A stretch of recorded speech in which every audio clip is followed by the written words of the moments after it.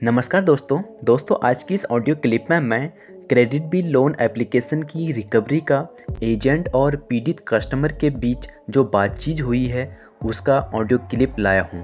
अगर आपने credit bill से लोन लिया है या लेने की आप सोच रहे हैं तो ये ऑडियो आपको ज़रूर सुनना चाहिए। इससे आपको कुछ न कुछ सीखने को ज़रूर मिलेगा। चलिए ऑडियो सुनते हैं।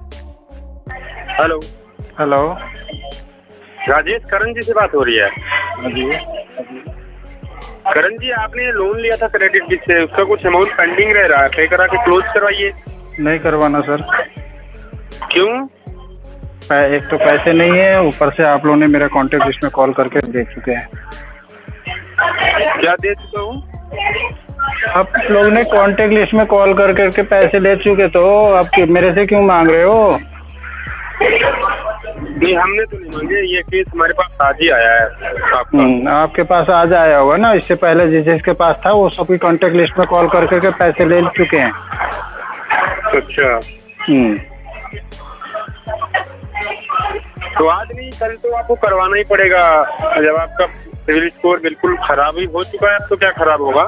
हाँ, तो क्या करेंगे? तो आप जब आप लोग ने सभी से मेरे कॉन्टेक्ट लिस्ट जितने भी थे उसको कॉल करके पैसे ले चुके, तो मेरे से तो आप क्यों लेंगे? मेरा तो सिविल डाउन कर दीजिए, कोई दिक्कत नहीं। तो नहीं, आपने आधा पेमेंट कर दिया, आधा ही बचाया। 80,000 रुपए लिए थे। हाँ, तो आधा पेमेंट मैंने करा था, आधा पेमेंट मेरे रिश्तेदार ने कर दिए। अच्छा। तो अब मतलब आपका इरादा ही नहीं है पेमेंट करने का? नहीं, करने का इरादा ही नहीं है सर।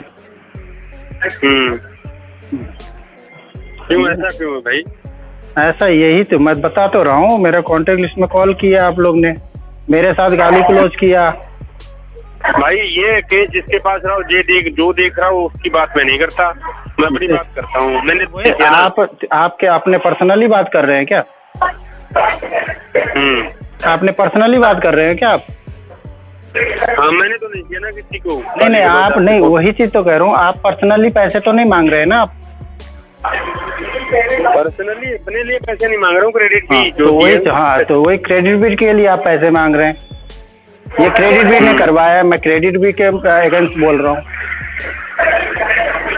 अच्छा। मैं क्रेडिट बिल के अगेंस्ट बोल रहा हूँ, आपके अगेंस्ट नहीं बोल रहा हूँ। मैं आपको नहीं ब्लेम कर रहा हूँ, ठीक है ना? मैं क्रेडिट बिल को ब्लेम कर रहा हूँ मैं।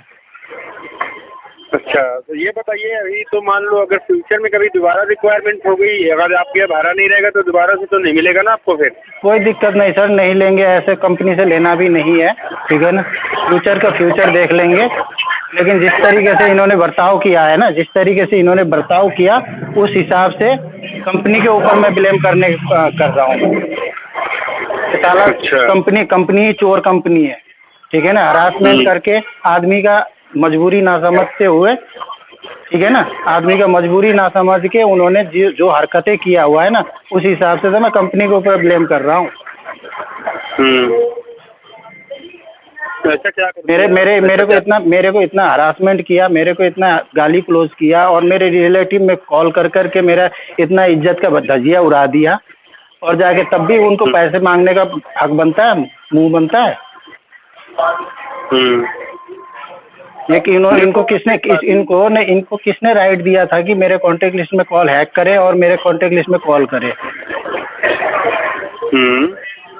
कोई राइट दिया? और किसने राइट दे रखा है क्या आपको? जैसे आपकी कंपनी हो, किसी को राइट तो नहीं है ना? मेरी बात सुनिए, ऐसा तभी होता है जब आपने कभी कॉल रिसीव ना की हो, बार बार उन्होंने फोन किया। सर जी, मेरे पास हजारों कॉल रिकॉर्डिंग मेरे पास पड़े हुए, हजारों। दिन में 5-5, 6-6 कॉल आते थे, मैं सारे के सारे कॉल रिसीव करता था। 8-8, 10-10 कॉल आते थे, सुबह से लेकर शाम तक 10 कॉल आते थे। मैं बीमार पड़ के बिस्तर में पड़ा हुआ था, तब भी जाके मैं कॉल रिसीव करता था कि भाई इनको ये ना लगे कि बंदा मेरे पैसे खा के भाग गया। एनी टाइम मैं कॉल रिसीव करता था। कॉल रिसीव करने के बाद पहले शुरू में तो मेरे साथ गाली क्लोज करने लग गए। मेरे सारे रिकॉर्डिंग है, मेरे पास सारे एविडेंस है। मैं तो ये चाहता हूँ कि आप एक काम करो ना, उसके खिलाफ, उसके अगेंस्ट आपने कंप्लेंट नहीं करवाई?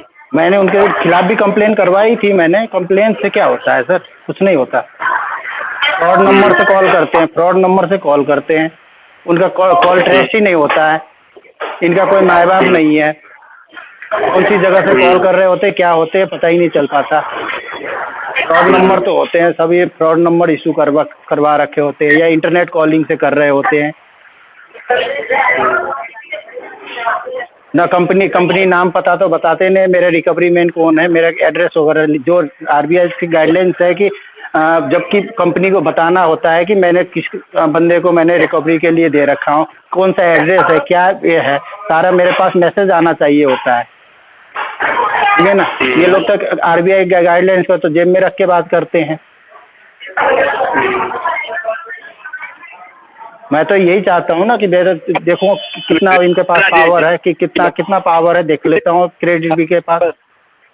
मेरी बात सुनिए, आप मेरी बात सुनिए, आज नहीं तो कल आपको पेमेंट करवानी ही है। मैं कभी नहीं करने वाला हूँ, करूँगा जब मैं देखता हूँ, सबसे एंड में करूँगा। देखो कितना पावर है, कितना इनके में वो है कि क्या नाम कहता है कि वो करने का, इरिटेट करने का, कितने हरासमेंट कर सकते हैं। देखो आप तो, और मेरे को मजबूती आ गया, और बोलने पर बोलने का मेरे का तरीका भी पता चल चुका। आप ही लोग ने, मतलब इन्हीं का रिकवरी मैन सब ने सिखा दिया है किस तरीके से बोला जाता है, किस तरीके से किया जाता है।